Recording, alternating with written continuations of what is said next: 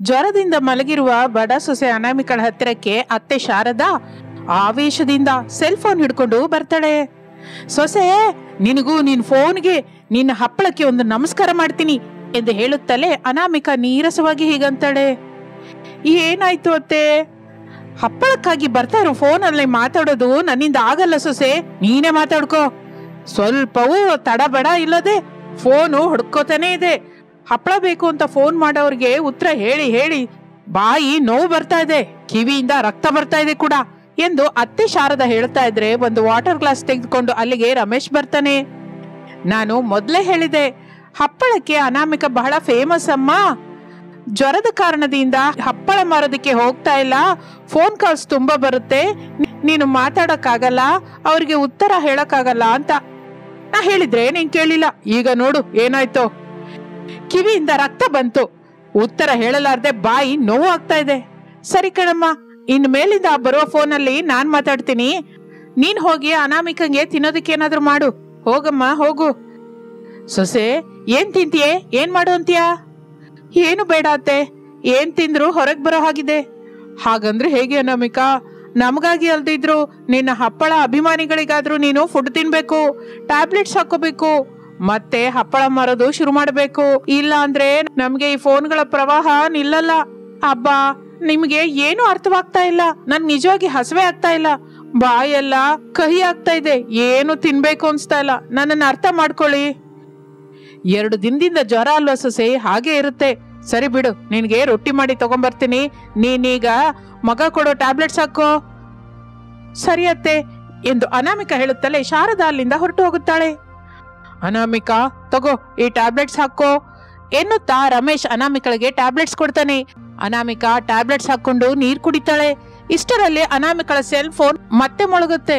ರಮೇಶ್ ಆ ಫೋನ್ ತೆಗೆದುಕೊಂಡು, ಹಲೋ ಹೇಳಿ. ಹಲೋ, ಅನಾಮಿಕಾ ಇಲ್ವಾ ರೀ? 2-3 ದಿನದಿಂದ ಹಪ್ಪಳ ಮಾರೋದಕ್ಕೆ ಬರ್ತಾ ಇಲ್ಲ. ಅನಾಮಿಕಳ ಹಪ್ಪಳ ಇಲ್ದೇ ಇದ್ರೆ ನಮ್ಮ ಮಕ್ಕಳು ಅನ್ನನೇ ತಿನ್ನೋದಿಲ್ಲ. ಖಚಿತವಾಗಿ ಅನಾಮಿಕಳ ಹಪ್ಪಳನೇ ಬೇಕು ಅಂತ ಹಠ ಹಿಡ್ಕೊಂಡು ಕೂತಿದ್ದಾರೆ ರೀ. ಅಯ್ಯೋ ಹಾಗರಿ, ನಾನು ಅನಾಮಿಕಳ ಗಂಡ ಮಾತಾಡ್ತಾ ಇದ್ದೀನಿ. ಅನಾಮಿಕಳಿಗೆ 2-3 ದಿನದಿಂದ ಬಹಳ ಫೀವರ್ ಬಂದಿದ್ದಾರೆ, ಅದಕ್ಕೆ ಅನಾಮಿಕಾ ಹೊರಗೆ ಬರ್ತಾ ಇಲ್ಲ, ಹಪ್ಪಳ ಕೂಡ ತಯಾರು ಮಾಡ್ತಾ ಇಲ್ಲ, ಅದಕ್ಕೆ ಮಾರ್ತಾ ಇಲ್ಲ ರೀ. ಹೌದಾ, ಈಗ ಹೇಗಿದೆ ರೀ ಅನಾಮಿಕಳಿಗೆ? ಈಗ ಸ್ವಲ್ಪ ಬೆಟರ್ ಕಣ್ರಿ. ಟ್ಯಾಬ್ಲೆಟ್ಸ್ಗಾಗಿ ಎಬ್ಸಿದ್ದೀನಿ, ಟ್ಯಾಬ್ಲೆಟ್ಸ್ ಹಾಕೋತಾ ಇದ್ದಾಳೆ. ಒಂದು ಸಲ ಅನಾಮಿಕಗೆ ಫೋನ್ ಕೊಡ್ತೀರಾ? 1 ನಿಮಿಷ ಕೊಡ್ತೀನಿ ಇರಿ ಎಂದು ಹೇಳಿ ರಮೇಶ್ ಆ ಫೋನ್ ಅನ್ನು ಅನಾಮಿಕಳಿಗೆ ಕೊಡ್ತಾನೆ. ನೀರಸವಾಗಿ ಅನಾಮಿಕಾ ಮಾತಾಡ್ತಾಳೆ. ಅನಾಮಿಕಾ, ನಾನು ಕಾವೇರಕ್ಕ ಮಾತಾಡ್ತಾ ಇದ್ದೀನಿ. ಕಾವೇರಕ್ಕ, ಮಕ್ಕಳು ಚೆನ್ನಾಗಿದ್ದಾರಾ? ಜ್ವರ ಬಂದಿದೆ ಅಂತೆಲ್ಲ, ಈಗ ಹೇಗಿದೆ? ಈಗ ಸ್ವಲ್ಪ ಕಡಿಮೆ ಆಗಿದೆ ಅಕ್ಕ, ಪರವಾಗಿಲ್ಲ. ಮನೆಯಲ್ಲಿ ಮಾಡುವ ಹಪ್ಪಳ ಏನಾದ್ರೂ ಇದ್ರೆ ನಿಮ್ಮವ್ರ ಜೊತೆ ಕಳಿಸು ಅನಾಮಿಕಾ. ಮನೆಯಲ್ಲಿ ಮಕ್ಕಳು ಅನಾಮಿಕಾ ಆಂಟಿ ಹಪ್ಪಳ ಇದ್ರೆ ಅನ್ನ ತಿಂತೀವಿ ಅಂತ ಇದ್ದಾರೆ. ಅಯ್ಯೋ ಅಕ್ಕ, ಜ್ವರ ಬಂದು ಮಲಗಿದ್ಬಿಟ್ಟೆ, ಈ ದಿನನೇ ಕಣ್ಣು ತೆಗೆದಿದ್ದೀನಿ. ನಾಳೆ ಏನೋ ಒಂದು ತರದಿಂದ ಹಪ್ಪಳ ಮಾಡಿ ಅವ್ರ ಜೊತೆ ಕಳಿಸ್ತೀನಿ. ಈ ಹೊತ್ತು ಮಕ್ಕಳಿಗೆ ಏನೋ ಒಂದು ಹೇಳಿ ತಿನ್ಸ್ಬಿಡಿ. ಸರಿ ಕಣೆ ಅನಾಮಿಕಾ, ಹೆಲ್ತ್ ಜಾಗ್ರತೆ. ಇಡ್ತೀನಕ್ಕ ಎಂದು ಅನಾಮಿಕಾ ಫೋನ್ ಅನ್ನು ರಮೇಶನಿಗೆ ಕೊಡ್ತಾಳೆ. ಅನಾಮಿಕಾ, ಟ್ಯಾಬ್ಲೆಟ್ಸ್ ಹಾಕೊಂಡಿದ್ಯಲ್ಲ, ಸ್ವಲ್ಪ ಹೊತ್ತು ಮಲ್ಕೋ, ನಾನು ಹೊಲದ ಹತ್ರ ಹೋಗಿ ಬರ್ತೀನಿ. ಸರಿ ಕಣ್ರಿ, ಹಸುನ ಜಾಗೃತಿಯಾಗಿ ಕಟ್ರಿ, ನಾನ್ ನೋಡ್ಕೋತೀನಿ ಅನಾಮಿಕಾ, ಆ ಟೆನ್ಷನ್ ಎಲ್ಲ ನಿನ್ಗೇನಕ್ಕೆ ಎಂದು ಹೇಳಿ ರಮೇಶ್ ಫೋನ್ ತೆಗೆದುಕೊಂಡು ಹೊರಟು ಹೋಗುತ್ತಾನೆ. ಇನ್ನು ಅಡಿಗೆ ಮನೆಯಲ್ಲಿರುವ ಶಾರದಾ ಹಪ್ಪಳ ಮಾಡಿ ಮಾರ್ತಾ ಸೊಸೆ ಅನಾಮಿಕಾ ಹಪ್ಪಳ ಅನಾಮಿಕಾ ಆಗಿ ಒಳ್ಳೆ ಹೆಸರೇ ತಗೊಂಡ್ಬಂದಿದ್ದಾಳೆ. ನಾನು ಇದೀನಿ, ಏನ್ ಲಾಭ? ನನಗೆ ಶಾರದಾ ಅನ್ನುವ ಹೆಸರು ಬಿಟ್ಟು ಹಿಂದೆ ಮುಂದೆ ಎಂತಹ ಬಿರುದೂ ಇಲ್ಲ, ಯಾವ ಅಭಿಮಾನಿಗಳೂ ಇಲ್ಲ ಎಂದು ಅಂದುಕೊಳ್ಳುತ್ತಾ ರೊಟ್ಟಿ ಮಾಡ್ತಾ ಇರ್ತಾಳೆ. ರೊಟ್ಟಿ ಮಾಡೋದಾಗೋಯ್ತು, ಎಲ್ಲರೂ ಫೋನ್ ಮಾಡಿ ಹಪ್ಪಳ ಹಪ್ಪಳ ಬೇಕು ಅಂತ ಗಲಾಟೆ ಮಾಡ್ತಾ ಇದ್ದಾರಲ್ವಾ, ನಾನು ಕೂಡ ಸ್ವಲ್ಪ ಹಪ್ಪಳ ಮಾಡಿ ಮಾರ್ತೀನಿ ಎಂದು ಶಾರದಾ ಹಪ್ಪಳ ತಯಾರು ಮಾಡಿ ಒಲೆ ಮೇಲೆ ಆಯಿಲ್ ಇರುವ ಬಾಣ್ಲಿ ಇಡುತ್ತಾಳೆ. ಅದರಲ್ಲಿ ಹಪ್ಪಳ ಕರಿತಾ ಇರ್ತಾಳೆ. ಅದು ಸ್ವಲ್ಪ ಕಪ್ಪಾಗಿ ಆಗ್ತಾ ಇರುತ್ತೆ, ಮೇಲಾಗಿ ಹೊಗೆ ಬರ್ತಾ ಇರುತ್ತೆ. ಆ ಹೊಗೆ ನಿಧಾನವಾಗಿ ಮನೆಯೆಲ್ಲ ಸುತ್ತುತ್ತಾ ಅನಾಮಿಕಾ ಮಲಗಿಕೊಂಡ ರೂಮ್ಗೆ ಬರುತ್ತೆ. ಆ ರೂಮ್ ಎಲ್ಲ ಹೊಗೆ ವ್ಯಾಪಿಸಿಕೊಳ್ಳುತ್ತೆ. ಆ ಹೊಗೆಯಿಂದ ನೀರಸವಾಗಿ ಮಲಗಿಕೊಂಡ ಅನಾಮಿಕಾ ಕೆಮ್ತಾ ಇರ್ತಾಳೆ. ಹೊಗೆಯ ರೂಮಿನಿಂದ ಹೊರಗೆ ಬರ್ತಾಳೆ. ಅಷ್ಟೇ ಅಲ್ಲ, ಹೊಗೆ ಮನೆಯಿಂದ ಹೊರಗೆ ಕೂಡ ವ್ಯಾಪಿಸುತ್ತೆ. ಪಕ್ಕದ ಮನೆಯಲ್ಲಿರುವ ಪಾರ್ವತಿ ಆ ಹೊಗೆಯನ್ನು ನೋಡಿ ಗಾಬರಿ ಆಗ್ತಾ ಗಟ್ಟಿಯಾಗಿ ಓಯ್ ಅಮ್ಮಂದ್ರ, ಇಲ್ಲಿ ಬನ್ರೆ, ಶಾರದಳ ಮನೆ ಸುಟ್ಟೋಗ್ತಾ ಇದೆ, ಬನ್ನಿ ಬನ್ನಿ, ನೀರ್ ಹಾಕಿ ಉರಿನ ಆರ್ಸೋಣ, ಮನೆಯೊಳಗಿರುವ ಶಾರದಳನ್ನ ಅನಾಮಿಕಳನ್ನ ಕಾಪಾಡ್ಕೊಳ್ಳೋಣ ಬನ್ನಿ ಎಂದು ಗಟ್ಟಿ ಗಟ್ಟಿಯಾಗಿ ಅರಚುತ್ತಾಳೆ ಪಾರ್ವತಿ. ಪಾರ್ವತಿಯ ಕರ್ಚಾಟ ಕೇಳಿ ಸುತ್ತಮುತ್ತಲಿನವರು ಗಾಬರಿಯಾಗಿ ಹೋಗ್ತಾರೆ. ಶಾರದಳ ಮನೆ ಹತ್ರ ಬರ್ತಾರೆ. ಈ ವಿಷಯ ತಿಳಿಯದೆ ಶಾರದಾ ಕಿಚನ್ ನಲ್ಲಿ ಹಪ್ಪಳನ್ನು ಕಪ್ಪಗೆ ಸುಡ್ತಾನೆ ಇರ್ತಾಳೆ. ಎಲ್ಲರೂ ಸೇರಿ ಉದ್ದವಾದ ಪೈಪಿನಿಂದ ಮನೆಯೊಳಗೆ ನೀರನ್ನು ಬಿಡುತ್ತಾ ಇರ್ತಾರೆ. ಅತಿ ಕಷ್ಟದಿಂದ ಅನಾಮಿಕ ಹೊರಗೆ ಬರ್ತಾಳೆ. ನೀರಿನಿಂದ ಅವರ ಮನೆಯೆಲ್ಲ ಒದ್ದೆಯಾಗಿ ಹೋಗಿರುತ್ತೆ. ಪೂರ್ತಿಯಾಗಿ ಒದ್ದೆಯಾದ ಶಾರದಾ ನೆತ್ತಿ ಮೇಲಿರುವ ಕಪ್ಪೆ ಜೊತೆ ಹೊರಗೆ ಬರ್ತಾಳೆ. ಇನ್ನು ಅದನ್ನು ನೋಡಿ ಎಲ್ಲರೂ ಉಸಿರೆಳೆದುಕೊಂಡು ಪಕಪಕ ನಗುತ್ತಾರೆ. ಶಾರದಳ ನೆತ್ತಿ ಮೇಲಿಂದ ಕಪ್ಪೆ ಕೆಳಗೆ ಹಾರುತ್ತೆ. ಆಗ ಶಾರದಾ ಭಯಪಡ್ತಾ ಅಯ್ಯಮ್ಮ ಕಪ್ಪೆ ಎಂದು ಅಲ್ಲಿಂದ ಓಡುತ್ತಾಳೆ. ನಮ್ಮ ಮನೆಯೇನು ಸುಟ್ಟೋಗಿಲ್ಲ ರೀ, ಒಗ್ಗರಣೆ ಹಾಕ್ತಾ ಇದ್ರೆ ಅದು ಸುಟ್ಟೋಯ್ತು, ಭಯಂಕರವಾಗಿ ಹೊಗೆ ಬಂತು. ನೀವು ನಮ್ಮ ಮೇಲೆ ತೋರಿಸಿದ ಪ್ರೇಮ ಅನುರಾಗಕ್ಕೆ ತುಂಬಾ ತುಂಬಾ ಥ್ಯಾಂಕ್ಸ್. ಇನ್ನು ನೀವು ಹಿಂದೆ ಹೋಗ್ಬಹುದು ಎಂದು ಹೇಳುತ್ತಲೇ ಶಾರದಾ ಹಾಕಿದ ಒಗ್ಗರಣೆ ಬಗ್ಗೆ ಮಾತನಾಡುತ್ತಾ ಅಲ್ಲಿಂದ ಹೊರಟು ಹೋಗುತ್ತಾರೆ. ಏನತ್ತೆ ಇದು? ನಿನಗೆ ಸಹಾಯ ಮಾಡೋಣ ಅಂತ ಹಪ್ಪಳನ ಎಣ್ಣೆ ಒಳಗೆ ಹಾಕಿ ತೆಗಿಯೋದ್ರೊಳಗೆ ಸುಟ್ಟೋಯ್ತು. ಈಗ ಹೊಗೆ ಹೊರಗೆ ಹೇಗ್ ಬಂತೆ? ಅಯ್ಯೋ ಅತ್ತೆ, ಹಪ್ಪಳ ಕರಿಯೋದು ಬಂದಿಲ್ಲ ಅಂದ್ರೆ ಹೇಗೆ ಹೇಳಿ ಎಂದು ಬೈತಾ ಇರ್ತಾಳೆ ಅನಾಮಿಕಾ. ಇಷ್ಟರಲ್ಲಿ ಕಿವಿಗೆ ಪಟ್ಟಿ ಕಟ್ಟಿಕೊಂಡು ಬಂದ ರಮೇಶನ ಜೊತೆಗೆ ತಂದೆ ಪ್ರಸಾದ್ ಮನೆಗೆ ಬರುತ್ತಾನೆ. ರಮೇಶ್ ನನ್ನ ಹಾಗೆ ನೋಡುವ ಹೊತ್ತಿಗೆ ಅತ್ತೆ ಸೊಸೆಯರಿಬ್ಬರು ಶಾಕ್ ಆಗುತ್ತಾರೆ. ಏನಾಯ್ತು ಮಾವಯ್ಯ? ಏನ್ ಹೇಳಿ ಸೊಸೆ, ನಿನ್ನ ಹಪ್ಪಳಕ್ಕಾಗಿ ಬರುವ ಫೋನಲ್ಲಿ ಮಾತಾಡಿ ಮಗ ರಮೇಶನ ಕಿವಿಯಿಂದ ರಕ್ತ ಹೊರಗ್ ಬರ್ತಾ ಇತ್ತು. ಅದಕ್ಕೆ ಡಾಕ್ಟರ್ ಹತ್ರ ಕರ್ಕೊಂಡೋದ್ರೆ, ಇಲ್ಲಿ ನೋಡು ಹೀಗೆ ಪಟ್ಟಿ ಹಾಕಿ ಕಳ್ಸಿದ್ದಾರೆ, ಸ್ವಲ್ಪ ದಿನದ ಹೊತ್ತು ಫೋನ್ ಇಂದ ದೂರ ಇರು ಅಂತ ಹೇಳಿದ್ರು ಎಂದು ಹೇಳುತ್ತಾ ಇದ್ದಾರೆ. ರಮೇಶ್ ಕೈಯಲ್ಲಿರೋ ಫೋನ್ ಮತ್ತೆ ಕರೆಯುತ್ತೆ. ಅಷ್ಟೇ, ರಮೇಶ್ ಬೆಚ್ಚಿ ಬಿದ್ದು ಫೋನ್ ಅನ್ನ ಬಿಸಾಕುತ್ತಾನೆ. ಅದನ್ನು ನೋಡಿ ಅನಾಮಿಕಾ ಫೋನ್ ಅನ್ನ ಕ್ಯಾಚ್ ಮಾಡ್ತಾಳೆ. ಮಗನನ್ನು ಹಾಗೆ ನೋಡುತ್ತಾಳೆ ಶಾರದಾ. ತನ್ನಲ್ಲಿ ತಾನು ಹೀಗೆ ಅಂದ್ಕೋತಾಳೆ, ನಾನಿರಬೇಕಾದ ಜಾಗದಲ್ಲಿ ಮಗ ಇದ್ದಾನೆ, ಬದುಕಿ ಹೋದೆ ಎಂದು ಅಂದುಕೊಂಡು ರಮೇಶ್ನನ್ನು ಕರೆದುಕೊಂಡು ಒಳಗೆ ಹೋಗುತ್ತಾಳೆ. ಇನ್ನು ಫೋನಲ್ಲಿ ಅನಾಮಿಕಾ ಮಾತಾಡ್ತಾ ಇರ್ತಾಳೆ. ನಾಳೆಯಿಂದ ಹಪ್ಪಳ ತಗೊಂಡ್ಬರ್ತೀನಿ ರೀ ಎಂದು ಹೇಳಿ ಅನಾಮಿಕಾ ಕೂಡ ಮನೆಯೊಳಗೆ ಹೋಗುತ್ತಾಳೆ. ಇನ್ನು ಮಾರನೇ ದಿನದಿಂದ ಅನಾಮಿಕಾ ಹಪ್ಪಳದ ಬುಟ್ಟಿಯನ್ನು ನೆತ್ತಿಯ ಮೇಲೆ ಇಟ್ಕೊಂಡು ಊರೆಲ್ಲ ತಿರುಗುತ್ತಾ ಹಪ್ಪಳ ಮಾರ್ತಾ ಇರ್ತಾಳೆ. ತಿರುಗಿ ಅನಾಮಿಕಾ ಹಪ್ಪಳ ಮಾರುವುದು ಶುರು ಮಾಡಿದ್ದರಿಂದ ಬಹಳ ಜನ ಸಂತೋಷ ಪಡುತ್ತಾ ಅನಾಮಿಕಳ ಹತ್ತಿರ ಹಪ್ಪಳ ಕೊಂಡ್ಕೋತಾ ಇರ್ತಾರೆ. ಹಾಗೆ ತೆಗೆದುಕೊಂಡು ಹೋದ ಹಪ್ಪಳವೆಲ್ಲ ಪೂರ್ತಿಯಾಗಿ ಮಾರಾಟವಾಗುತ್ತೆ. ಅನಾಮಿಕಾ ಹಪ್ಪಳ ಮಾರಿದ ದುಡ್ಡಿನಿಂದ ಸಂತೋಷದಿಂದ ತಿರುಗಿ ಮನೆಗೆ ಬರುತ್ತಾಳೆ. ಅತ್ತೆ, ಸಾಯಂಕಾಲ 4 ಗಂಟೆಗೆ ಸಿದ್ಧವಾಗಿರಿ, ಬಜಾರಲ್ಲಿ ಮಸಾಲ ಹಪ್ಪಳ ಮಾರೋದಕ್ಕೆ ಸೊಸೆ. ಹೌದು ಅತ್ತೆ, ಬೆಳಿಗ್ಗೆ ಅನ್ನದ ಜೊತೆ ತಿನ್ನುವ ಹಪ್ಪಳನ ಮಾರ್ತಾ ಇದೆಯಲ್ಲ ಸೊಸೆ, ಇನ್ನು ಸಾಯಂಕಾಲ ಬಜಾರಲ್ಲಿ ಮಸಾಲ ಹಪ್ಪಳ ವ್ಯಾಪಾರ ಅಗತ್ಯನಾ ಹೇಳು? ಹಾಗ್ಯಾಕಂತೀರತ್ತೆ, ನೀವು ಬೆಳಿಗ್ಗೆ ತಿಂದ್ರಲ್ವಾ ಎಂದು ಅನಾಮಿಕಾ ಅನ್ನುತ್ತಲೇ ಶಾರದಳಿಗೆ ತನ್ನ ಸೊಸೆ ಅನಾಮಿಕಾ ಏನ್ ಅನ್ನುತ್ತಾಳೋ ಅರ್ಥವಾಯ್ತು. ತಕ್ಷಣ ಮಾತಿನ ಮಧ್ಯದಲ್ಲೇ ಸೇರ್ಕೊಂಡು, ನೀನೇನ್ ಅನ್ಬೇಕು ಅಂತ ನಂಗೆ ತಿಳಿತು ಸೊಸೆ, ನನಗೆ ಹಸುವೆ ಬೆಳಿಗ್ಗೆ ಆಗಿತ್ತು ತಿಂದೆ, ಮಧ್ಯಾಹ್ನ ಆಗಿತ್ತು ತಿಂದೆ, ಮತ್ತೆ ರಾತ್ರಿ ಕೂಡ ಆಗತ್ತೆ ತಿಂತೀನಿ. ಅಂದ್ರೆ ನಿನ್ ಜೊತೆ ಸಾಯಂಕಾಲ ಆ ಮಸಾಲ ಹಪ್ಪಳ ಮಾರೋದಕ್ಕೆ ಬರ್ಬೇಕಾ ಸೊಸೆ? ಬರ್ಬೇಕಾ ಬೇಡ ಅನ್ನೋದು ಮಾವಯ್ಯ ಬಂದ್ಮೇಲೆ ಹೇಳ್ತೀನಿ ಅತ್ತೆ. ಹಪ್ಪಳದ ಜಗಳ ನಿಮ್ ಮಾವಯ್ಯನ ಹತ್ರ ಏನಕ್ಕೆ ಸೊಸೆ, ನಾನ್ ಬರ್ತೀನಿ ಬಿಡು. ಅದಕ್ಕೆ ಅತ್ತೆ, ಸಾಯಂಕಾಲ ನಾವು 4 ಗಂಟೆಗೆ ಹೋಗಿ ಮಸಾಲ ಹಪ್ಪಳನ ಮಾರೋಣ, ಸರಿನಾ ಅತ್ತೆ? ಸರಿ ಕಣೆ ಸೊಸೆ ಅನ್ನೋದು ಬಿಟ್ಟು ನಾನು ಮತ್ತೊಂದು ಮಾತು ಅನ್ನುವ ಅವಕಾಶವೇ ಇಲ್ವಲ್ಲ ಸೊಸೆ ಎಂದು ಹೇಳುತ್ತಲೇ ಅನಾಮಿಕಾ ನಗುತ್ತಾ ಅಲ್ಲಿಂದ ಹೊರಟು ಹೋಗುತ್ತಾಳೆ. ಸ್ವಲ್ಪ ಸಮಯ ಕಳೆದ ನಂತರ ಬಜಾರ್ನಲ್ಲಿ ಒಂದು ಕಡೆ ಅತ್ತೆ ಸೊಸೆಯರು ಒಲೆ ಇಟ್ಟುಕೊಂಡು ಮಸಾಲ ಹಪ್ಪಳ ತಯಾರು ಮಾಡಿ ಮಾರ್ತಾ ಇರ್ತಾರೆ. ಬನ್ನಿ ಸ್ವಾಮಿ ಬನ್ನಿ, ಬಿಸಿ ಬಿಸಿ ಮಸಾಲ ಹಪ್ಪಳ ರೆಡಿಯಾಗಿದೆ, ಒಂದೊಂದು 10 ರೂಪಾಯಿ, ಭಲೇ ರುಚಿಯಾಗಿರುತ್ತೆ, ತುಂಬಾ ಚೆನ್ನಾಗಿರುತ್ತೆ, ಒಂದು ತಿಂದ್ರಿ ಅಂದ್ರೆ ಮತ್ತೊಂದು ನೀವೇ ಕೊಂಡ್ಕೊತೀರಾ, ಅಷ್ಟು ಚೆನ್ನಾಗಿರುತ್ತೆ ನಮ್ಮ ಹತ್ರ ಈ ಮಸಾಲ ಹಪ್ಪಳಗಳು ಎಂದು ಅನಾಮಿಕಾ ಮಾರುತ್ತಾ ಆ ಮಸಾಲ ಹಪ್ಪಳಕ್ಕಾಗಿ ಬಂದವರ ಹತ್ತಿರ ದುಡ್ಡು ತೆಗೆದುಕೊಳ್ಳುತ್ತಾ ಅವರಿಗೆ ಮಸಾಲ ಹಪ್ಪಳವನ್ನು ಪೇಪರಲ್ಲಿಟ್ಟು ಕೊಡ್ತಾ ಇರ್ತಾಳೆ. ಹಾಗೆ ಬಡ ಸೊಸೆ ಅನಾಮಿಕಾ ಬೆಳಿಗ್ಗೆ ಹೊತ್ತು ಮಾಮೂಲಿ ಹಪ್ಪಳ ಮಾರುತ್ತಾ ಸಾಯಂಕಾಲ ಮಸಾಲ ಹಪ್ಪಳ ಮಾರುತ್ತಾ ದುಡ್ಡು ಸಂಪಾದಿಸುತ್ತಾ ಕುಟುಂಬಕ್ಕೆ ಆಧಾರವಾಗಿರುತ್ತಾಳೆ. ಊರಿನವರು ಅಂತಹ ಸೊಸೆ ನಮಗೂ ಇದ್ರೆ ಚೆನ್ನಾಗಿರ್ತಾ ಇತ್ತು ಅಂತ ಸಂತೋಷ ಪಡ್ತಾ ಇರ್ತಾರೆ. ಮತ್ತೆ ಶಾರದಾ ಅಂದವಾಗಿ ತಯಾರಾಗಿ ಮನೆ ಮುಂದಿರುವ ಮರದ ಕುರ್ಚಿಯಲ್ಲಿ ಕೂತ್ಕೊಂಡಿರ್ತಾಳೆ. ಅವಳ ಹತ್ತಿರ ಬಡ ಸೊಸೆ ಅನಾಮಿಕಾ ನಿಂತುಕೊಂಡು ಬೀಸಣಿಗೆಯಿಂದ ಬೀಸ್ಕೊಳ್ತಾ ಇರ್ತಾಳೆ. ಆಗಲೇ ಸರಳಾ ಕಮಲ ಅನ್ನುವ ಇಬ್ಬರು ಹೆಂಗಸರು ಮಾತನಾಡಿಕೊಳ್ಳುತ್ತಾ ಹಾಗೆ ಮುಂದಕ್ಕೆ ಹೋಗ್ತಾ ಇದ್ರೆ ಶಾರದಾ ಅವರನ್ನು ನೋಡಿ, ಸರಳಾ, ಕಮಲ ಇಲ್ಲಿ ಬನ್ರೆ ಇಲ್ಲಿ ಇಷ್ಟೊಂದು ಅಂದಗಾತಿ ಕೂತಿರುವಾಗ ಮಾತನಾಡಿಸದೆ ನಿಮಗೆ ನೀವೇ ಮಾತಾಡ್ಕೊಂಡು ಹೊರಟು ಹೋಗ್ತಾ ಇದ್ದೀರಾ ಏನಕ್ಕೆ ಎಂದು ಅನ್ನುತ್ತಲೇ ಸರಳಾ ಕಮಲ ಇಬ್ಬರು ನಿಂತುಕೊಂಡು ಇನ್ನು ತಪ್ಪಲ್ಲ ಎನ್ನುವ ಹಾಗೆ అయిಷ್ಟದ ಮುಖವಿಟ್ಟುಕೊಂಡು ಇಬ್ಬರು ಶಾರದಳ ಹತ್ರಕ್ಕೆ ಬರ್ತಾರೆ. ಏನೇ ನನ್ನ ನೋಡಿ ಮುಖ ಹಾಗಿಟ್ಕೊಂಡ್ರಿ? ನಿಮ್ಮನ್ನೇನು ಅನ್ಲಾರ್ದೆ? ಹೌದೇ, ನನ್ನ ಅಂದವಾದ ಮುಖವನ್ನು ನೋಡಿ ಸ್ವಲ್ಪವೂ ಅಂದವಿಲ್ಲದ ನಿಮ್ಮ ಮುಖಗಳು ಹಾಗಲ್ದೆ ಇನ್ ಹೇಗಾಗುತ್ತೆ ಹೇಳಿ? ನಿನ್ನ ಕಷ್ಟ ನಮಗ ಅರ್ಥವಾಗಿದೆ, ಆದ್ರೆ ನಾನೇನ್ ಮಾಡ್ಲಿ ಹೇಳಿ? ದೇವ್ರು ನನ್ಗೆ ಎಷ್ಟು ಅಂದ ಕೊಟ್ಟಿದ್ದಾನೋ. ಅಯ್ಯೋ ದೇವ್ರೇ, ಇಷ್ಟು ಅಂದ ನನಗೇನಕ್ಕಪ್ಪ ಕೊಟ್ಟೆ ತಂದೆ? ಈ ಅಂದನ ಅಕ್ಕಪಕ್ಕದವರ ದೃಷ್ಟಿಯಿಂದ ಕಾಪಾಡಲಾರ್ದೆ ಹೋಗ್ತಾ ಇದ್ದೀನಿ ಎಂದು ಅಂದುಕೊಳ್ಳುತ್ತಾ ಜಂಬ ಕೊಚ್ಚಿಕೊಳ್ಳುತ್ತಾ ಇದ್ದರೆ ಸರಳಾ ಕಮಲ ಶಾರದಳಿಗೆ ಹೇಗಾದರೂ ಬುದ್ಧಿ ಹೇಳಬೇಕು ಅಂದ್ಕೋತಾರೆ. ಒಬ್ಬರ ಮೇಲೆ ಒಬ್ಬರು ಶಾರದಳನ್ನು ಉದ್ದೇಶಿಸಿ ಬೈತಾ ಇರ್ತಾರೆ. ಏನೇ ಕಮಲ, ಯಾವಾಗ ನೋಡಿದ್ರು ಅಂದ ಅಂದ ಅಂತ ಕೊಚ್ಕೋತಾ ಇರ್ತೀಯಾ? ಈ ವಯಸ್ಸಲ್ಲಿ ನಿನ್ಗೇನಕ್ಕೆ ಅಂದ? ನಿನಗೆ ಯಾರಾದ್ರೂ ಕರೆದ್ರೆ ಇನ್ನೊಂದ್ಸಲ ಹೇಳಿದ್ರೆ ಆಸಿಡ್ ಹೋಯ್ತೀನಿ ಎಂದು ಹೇಳುತ್ತಲೇ ಶಾರದಾ ಬೆಚ್ಚಿ ಬೀಳುತ್ತಾಳೆ. ಅದನ್ನು ನೋಡಿ ಅನಾಮಿಕಾ ಒಳಗೊಳಗೆ ಮುಸಿ ಮುಸಿ ನಗ್ತಾ ಇರ್ತಾಳೆ. ಕಮಲ ಕೋಪದಿಂದ, ನಾನು ನಿನಗದೇ ಹೇಳ್ತಾ ಇದ್ದೀನಿ, ವಯಸ್ಸು 60 ಆಗಿದೆ. ಸ್ಕೂಲ್ಗೆ ಹೋಗುವ ಮೊಮ್ಮಗ ಹರೀಶು, ಮೊಮ್ಮಗಳು ಭವ್ಯ ಇಬ್ಬರಿದ್ದಾರೆ. ಈಗ ಅಂದ ಬೇಕಾ? ಇನ್ನು ಯಾವತ್ತಾದ್ರೂ ಯಾರ ಹತ್ರ ಆದ್ರೂ ಸರಿ ಅಂದದ ಬಗ್ಗೆ ಮಾತಾಡ್ದೆ ಅಂದ್ಕೋ, ಅಮ್ಮನಾಣೆ ಎಂದು ಹಲ್ಲು ಕಡಿಯುತ್ತಾ ಇರುತ್ತಾಳೆ. ಅಷ್ಟೇ, ಶಾರದಾ ಏನು ಮಾತನಾಡದೆ ಅಲ್ಲಿಂದ ಎದ್ದು ಹೊರಟು ಹೋಗುತ್ತಾಳೆ. ಅನಾಮಿಕಾ ಸರಳಾ ಕಮಲಳಿಗೆ ಶೇಕ್ ಹ್ಯಾಂಡ್ ಕೊಡುತ್ತಾಳೆ. ಶಾರದಾ ಬಾಗಿಲ ಹತ್ರ ನಿಂತ್ಕೊಂಡು ನೋಡ್ತಾ ಇರ್ತಾಳೆ. ಅನಾಮಿಕಳ ಮೇಲೆ ಕೋಪದಿಂದ ಹೀಗಂತಾಳೆ, ಏಯ್ ಸೊಸೆ, ಆಗಿನಿಂದ ಅವ್ರ ಹತ್ರ ಏನೇ ಮಾತು ನಿಂಗೆ? ಒಳಗ್ ಬಾ, ಬಟ್ಟೆ ತಗೊಂಡು ಡ್ರೆಸ್ಸಿಂಗ್ ಟೇಬಲ್ ಹತ್ರ ಬಾ ಎಂದು ಹೇಳಿ ಅಲ್ಲಿಂದ ಬೆಡ್ರೂಮ್ ಒಳಗೆ ಹೋಗುತ್ತಾಳೆ ಶಾರದಾ. ಈಗ ನಿನಗಿರುತ್ತೆ ಹೋಗಿ, ನಮ್ಮೇಲಿನ ಕೋಪ ನಿನ್ ಮೇಲೆ ತೀರ್ಸ್ಕೊತಾಳೆ. ಜಾಗ್ರತೆ ಅನಾಮಿಕಾ. ಸರಿ ಕಣ್ರಿ, ನೀವು ಇನ್ನು ಹೋಗಿ ಎಂದು ಹೇಳಿ ಅನಾಮಿಕಾ ಒಳಗೆ ಹೋಗುತ್ತಾಳೆ. ಸರಳಾ ಕಮಲ ಮಾತನಾಡಿಕೊಳ್ಳುತ್ತಾ ಅಲ್ಲಿಂದ ಮುಂದಕ್ಕೆ ಹೋಗ್ತಾ ಇರ್ತಾರೆ.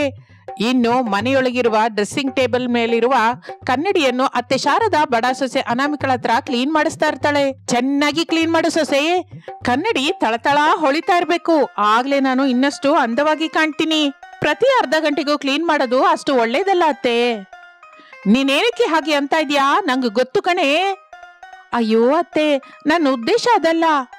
ನಿನ್ನ ಸೊಟ್ಟು ಮುಖಕ್ಕೆ ಮಿಂಚ್ತಾ ಇರುವ ನನ್ನ ಕಳಕಳೆಯಾದ ಮುಖ ನೋಡೋದು ಇಷ್ಟವಿಲ್ಲವಲ್ಲ? ನೀನು ಕೂಡ ಆ ಸರಳಾ ಕಮಲಳ ಜೊತೆ ಸೇರ್ಕೊಂಡು ನನಗೆ ಹಂಗಿಸ್ತಾ ಇದೆಯಲ್ವಾ? ಅಯ್ಯೋ ಹಾಗಂತಲ್ಲ ಅತ್ತೆ, ನನಗೆ ತಿಳಿದಿರುವ ಹಾಗೆ ಅಂದ ಅನ್ನೋದು ಹಾಕೊಳ್ಳುವ ಮೇಕಪ್ ನಿಂದ ಬರೋದಲ್ಲ, ನೋಡ್ಕೊಳ್ಳುವ ಕನ್ನಡಿಯಲ್ಲಿ ಕೂಡ ಅಲ್ಲ. ನಿಜಕ್ಕೂ ಶರೀರಕ್ಕೆ ಸ್ವಲ್ಪವೂ ಸಂಬಂಧವಿಲ್ಲದ್ದು, ಮನಸ್ಸಿಗೆ ಹಿಡಿಸುವಂತದ್ದು, ಮಮತೆನ ಬೆಳೆಸೋದು. ಅದೇ ಅಂದ ಅಂದ್ರೆ. ನನಗಿರುವ ಅಂದ ನಿನಗಿಲ್ಲ ಅಂತ ಹೊಟ್ಟೆ ಕಿಚ್ಚು ಪಡ್ಕೋತಾ ಇದೆಯಲ್ವ ಸೊಸೆ? ನಿನ್ ಕಷ್ಟ ಏನೋ ನನ್ಗೆ ಅರ್ಥವಾಯ್ತು. ಹೋಗೆ ಅವ್ರಿವ್ರ ಮಾತು ಕೇಳ್ಕೊಂಡು ನನಗೆ ಎದುರು ಮಾತಾಡಿದ್ರೆ ಮುಖ ಮುರಿದು ಹೋಗುತ್ತೆ. ಜಾಗ್ರತೆ.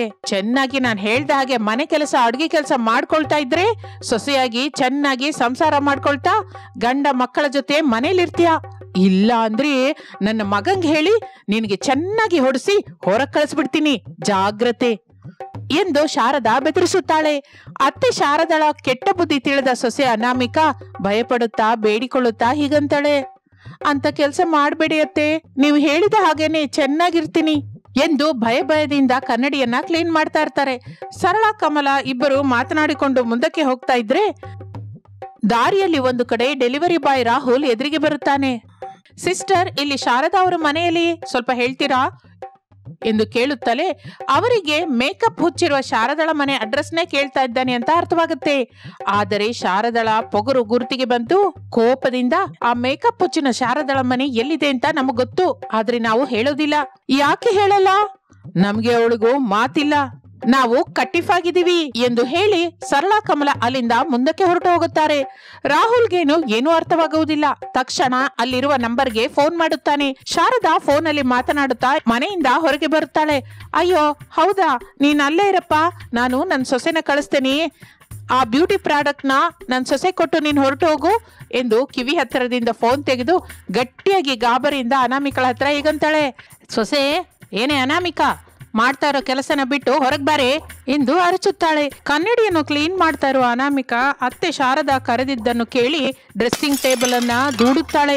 ಅಷ್ಟೇ, ಅದು ಕೆಳಗೆ ಬಿದ್ದು ಕನ್ನಡಿ ಚೂರಾಗುತ್ತದೆ. ಅದನ್ನು ನೋಡಿ ಅನಾಮಿಕಾ ಭಯಪಡ್ತಾ ಇರ್ತಾಳೆ. ಹೊರಗಿರುವ ಶಾರದಾ ಮತ್ತೆ ಗಟ್ಟಿಯಾಗಿ ಅನಾಮಿಕಳನ್ನ ಕರೆಯುತ್ತಾಳೆ. ಭಯದಿಂದ ಅನಾಮಿಕಾ ಹೊರಗಿರುವ ಅತ್ತೆ ಶಾರದಳ ಹತ್ತಿರಕ್ಕೆ ಬರ್ತಾಳೆ. ಭಯದಿಂದ ಹೀಗಂತಾಳೆ, ಹೇಳಿ ಅತ್ತೆ. ಊರಿನ ಮಧ್ಯದಲ್ಲಿರುವ ಮರದ ಹತ್ತಿರ ರಾಹುಲ್ ಅನ್ನುವ ಡೆಲಿವರಿ ಬಾಯ್ ಇರ್ತಾನೆ. ತಕ್ಷಣ ಅವನ ಹತ್ರ ಹೋಗಿ ನನಗಾಗಿ ಬಂದ ಡೆಲಿವರಿನ ತಗೊಂಡ್ ಬಾ, ಹೋಗು. ಏನ್ ಡೆಲಿವರಿ ಬಂತು ಅತ್ತೆ? ಅದು ನಿನಗೇನಕ್ಕೆ? ನಾ ಹೇಳಿದ್ದು ಮಾಡು, ಹೋಗು.